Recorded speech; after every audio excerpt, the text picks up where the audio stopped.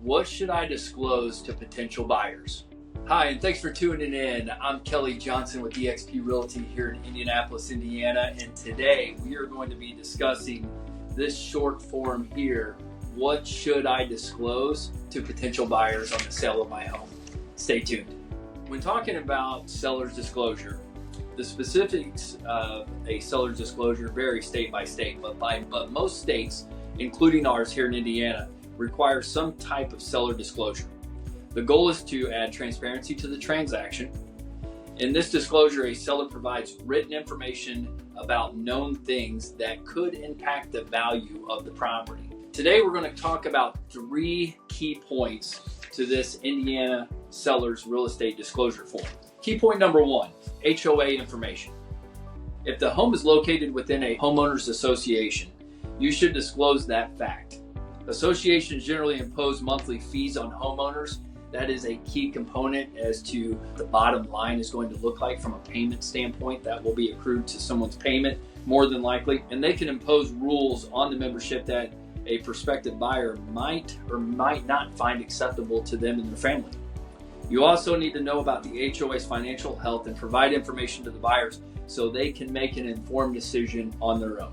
Key point number 2 of the Indiana residential seller disclosure.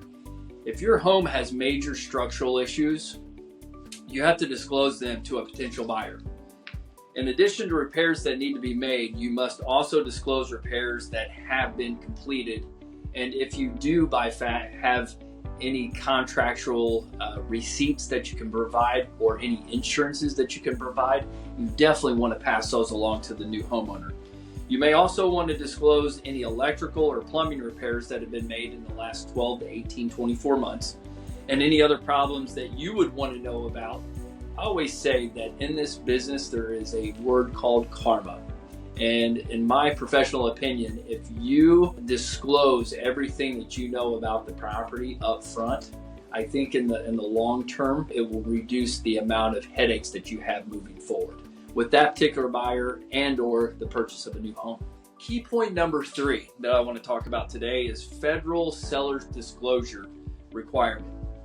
If your home was built before 1978, federal law requires that you disclose that the property may produce exposure to lead from lead-based paint. It was provided buyers with an EPA pamphlet titled, "Protect Your Family from Lead in Your Home." Then they must give buyers 10 days to conduct a paint inspection or risk assessment. But keep in mind that this is only for homes that were built 1978 or older.